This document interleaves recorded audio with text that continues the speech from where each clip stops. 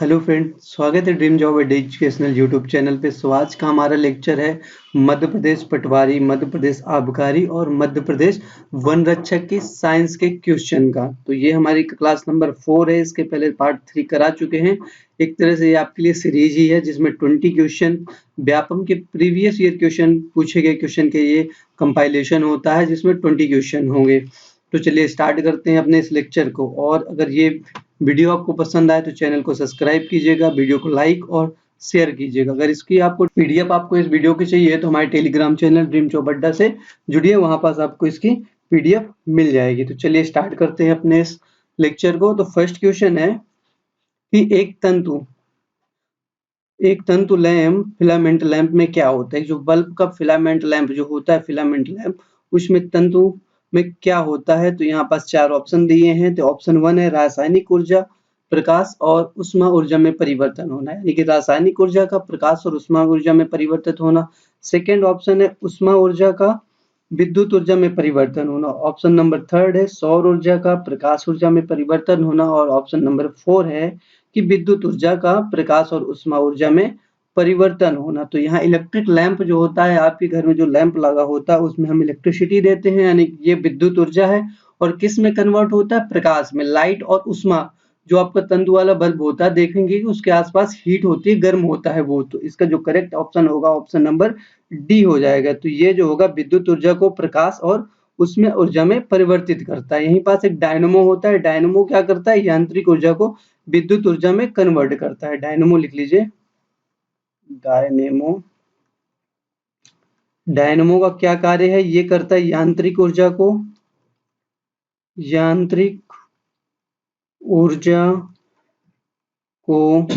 विद्युत ऊर्जा में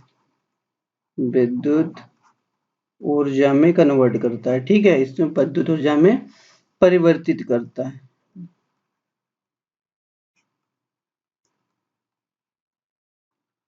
नेक्स्ट क्वेश्चन पे चलेंगे। नेक्स्ट क्वेश्चन है कि यदि जब लाल लिटमस पेपर के एक टुकड़े को सामान्य लवण के विलयन में, देखिए यहाँ पर सामान्य लवण के विलयन में गिरा दिया जाता है तो किस रंग में परिवर्तन की अपेक्षा की जाती है। तो जब हम लाल लिटमस के पेपर के एक टुकड़े को सामान्य लवण में, यानी कि नॉर्मल जो लवण है, उसमें अगर हम इसको गिराते हैं तो इसका जो कलर होता है उसमें कोई भी परिवर्तन नहीं आता। तो उसका करेक्ट आंसर हो जाएगा ऑप्शन नंबर बी ऑप्शन, इसका करेक्ट ऑप्शन हो जाएगा। ठीक है,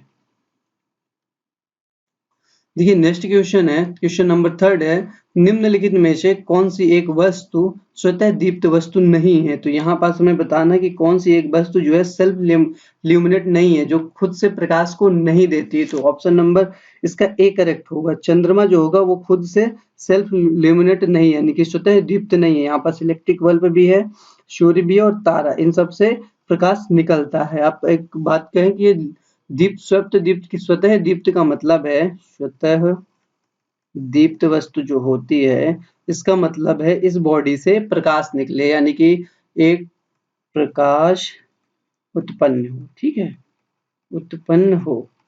और मून में क्या होता है कि मून में जो दूसरी बॉडीज जो होती है उनका जब प्रकाश पड़ता है तो ये रिफ्लेक्ट करता है, इसके कारण आपको मून कई बार व्हाइट कलर का दिखाई देता है। नेक्स्ट क्वेश्चन है कि निम्नलिखित में कौन सा कथन पोलर बियर के बारे में गलत है। कौन सा इनमें से 4 कथनों में से? देखिए ये पेपर जो करा रहे हैं ये प्रीवियस ईयर का ग्रुप टू सब ग्रुप 4 का साइंस के क्वेश्चन है। इसलिए कहते हैं जो भी क्वेश्चन करा रहे हैं काफी ज्यादा इंपॉर्टेंट क्वेश्चन है, किसी न किसी शिफ्टों में आपके आने के चांस हैं।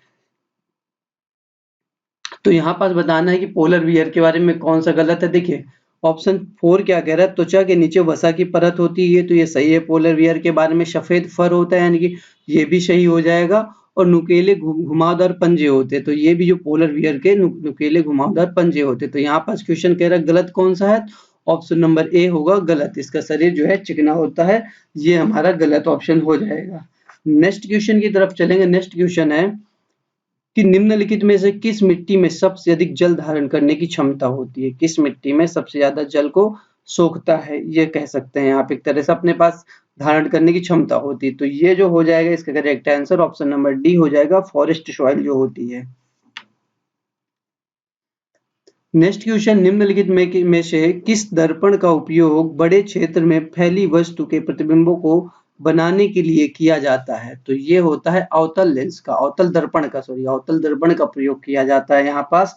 और अवतल दर्पण की कुछ और अगर आपको यूज देखना है तो लिख सकते हैं। तो इसका यूज करते हैं गाड़ी जो होती है, जो आपकी गाड़ियां होती हैं, गाड़ी की हेडलाइट के रूप में इसका प्रयोग किया जाता है। यहीं अगर एक और लिख सकते हैं, सर्च लाइट जो होती है उसमें किया जाता है इसका प्रयोग, अवतल दर्पण का किया जाता है।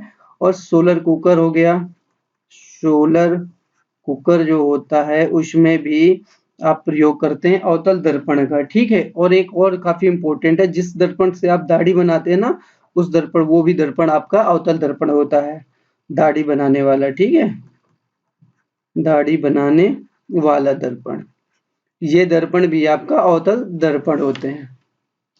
नेक्स्ट क्वेश्चन है, निम्नलिखित रेशों में से किसका प्रयोग टेरिकॉट बनाने के लिए किया जाए? टेरिकॉट बनाने के लिए हम किसका प्रयोग करते हैं? हम इसके लिए कहते हैं टेरिलीन और कपास। इसके लिए हम कहते हैं टेरिलीन और कपास का यूज करते हैं टेरिकॉट बनाने के लिए। तो इसका जो करेक्ट आंसर हो जाएगा तो ऑप्शन नंबर हो जाएगा डी हो जाएगा। फिर नेक्स्ट क्वेश्चन है, खोलदार अंडे देने वाले पशु, जो खोलदार अंडे देने वाले पशु होते हैं, इस रूप में अपने अपशिष्ट का उत्सर्जन करते हैं। तो ये किस रूप में करते हैं? यूरिक एसिड के रूप में। जो खोलदार अंडे देने वाले पशु होते हैं वो अपने अपशिष्ट को यूरिक एसिड के रूप में उत्सर्जित करते हैं। नेक्स्ट क्वेश्चन है, एक स्क्रैपर के साथ अपशिष्ट जलोपचार में हटाए गए स्थिर ठोस को कहा जाता है? किसको कहा जाता है? ऑप्शन नंबर सी, अपंक। इसको बोलते हैं अपंक, यानी कि स्लज बोला जाएगा इसको। नेक्स्ट क्वेश्चन है, टैडपोल में अधूरे विकास का कारण है। टैडपोल का जो पूरा विकास नहीं हो पाता उसका कारण क्या है? उसका कारण है थायरॉक्सिन। ऑप्शन नंबर बी इसका करेक्ट होगा। नेक्स्ट क्वेश्चन है, कोशिका का वह भाग जो कोशिकाओं के अंदर और बाहर के पदार्थों की गतिशीलता को नियंत्रित करता है, उसे हम क्या कहते हैं? तो उसे कहा जाता है कोशिका झिल्ली, कोशिका मेम्ब्रेन इसको कहते हैं। नेक्स्ट क्वेश्चन है, फलीदार पौधों के की मूल ग्रंथि में उपस्थित नाइट्रोजन यौगिकीकरण जीवाणु है। कि जो फलीदार पौधे होते हैं कि उनकी मूल ग्रंथिका जो होती है में उपस्थित नाइट्रोजन यौगिकीकरण जीवाणु कौन से होते हैं? तो ये जीवाणु होते हैं राइजोबियम। तो ऑप्शन नंबर बी इसका करेक्ट होगा। नेक्स्ट क्वेश्चन, एक विद्युत केतली का हत्था निम्नलिखित से किससे बना होता है? विद्युत केतली का जो हैंड हो जिसको पकड़ा जाता है वो किस मटेरियल का बना होता है, वो किससे बना होता है? तो ये बना होता है एक इंसुलेटर का, जिससे कि इसमें करंट फ्लो नहीं होती है, करंट इसमें प्रवाहित नहीं हो पाती है। नेक्स्ट क्वेश्चन पे चलेंगे, द यूनिट ऑफ टेम्परेचर, तापमान की इकाई निम्न में से कौन सा है? तो तापमान की जो इकाई होती है वो होती है डिग्री सेल्सियस। तो इसका ऑप्शन नंबर ए जो होगा वो करेक्ट हो जाएगा। नेक्स्ट क्वेश्चन है, मृत वनस्पतियों के कोयले में रूपांतरण की धीमी प्रक्रिया को क्या कहते हैं? मृत जो वनस्पतियों के कोयले में ट्रांसफर होने की जो प्रक्रिया है इसको क्या कहा जाता है? तो इसके कहते हैं कार्बनीकरण। तो ऑप्शन नंबर बी जो होगा इसका करेक्ट आंसर होगा। नेक्स्ट क्वेश्चन है कि विद्युतदर्शी का इस्तेमाल यह ज्ञात करने के लिए किया जाता है कि वस्तु डैश है। विद्युतदर्शी का इस्तेमाल किस लिए किया जाता है? तो यह किया जाता है आवेशित के लिए, कि वस्तु आवेशित है या नहीं है, इस चीज का पता लगाने के लिए। Next question, evening star is a name given to. तो इवनिंग स्टार का जो नाम दिया जाता है, मतलब किसे इवनिंग स्टार कहा जाता है, सीधे शब्दों में अगर बात किया जाए तो यहाँ पास कौन सा ग्रह है जिसे इवनिंग स्टार कहा जाता है? तो ये है वीनस ग्रह, यानी कि शुक्र ग्रह जो है उसको इवनिंग स्टार कहा जाता है। An object is vibrating at the 25 hertz, what is the time period? तो इसका टाइम पीरियड क्या होगा बताना है। तो देखिए जो होता फ्रीक्वेंसी जो होती है टाइम का इनवर्सली प्रोपोर्शनल होता है, तो हमें क्या बताना है? टाइम बताना है। तो टाइम इक्वल टू हो जाएगा inversely proportional to frequency.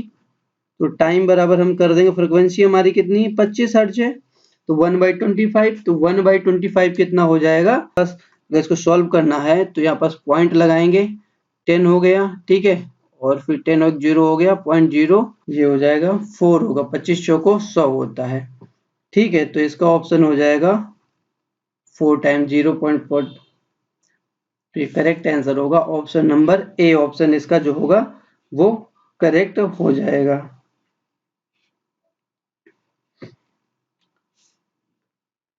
Next question पे चलेंगे। नेक्स्ट क्वेश्चन है हमारी मांसपेशी कोशिकाओं में अवायवीय श्वसन इसका उत्पादन करता है। हमारी जो मांसपेशियां होती है उसमें किसका करता है, तो ये होता है ऑप्शन नंबर सी हो जाएगा, ये होगा लैक्टिक अम्ल का करता है, ये लैक्टिक अम्ल का करता है। ठीक है, नेक्स्ट क्वेश्चन पे चलेंगे। क्वेश्चन नंबर 20 है घंटियां धातु की बनी होती क्योंकि ये प्रकृति में डैश होती है। तो घंटियां जो होती हैं वो बनी होती है ध्वनिक से, तो इसका करेक्ट आंसर हो जाएगा ऑप्शन नंबर सी।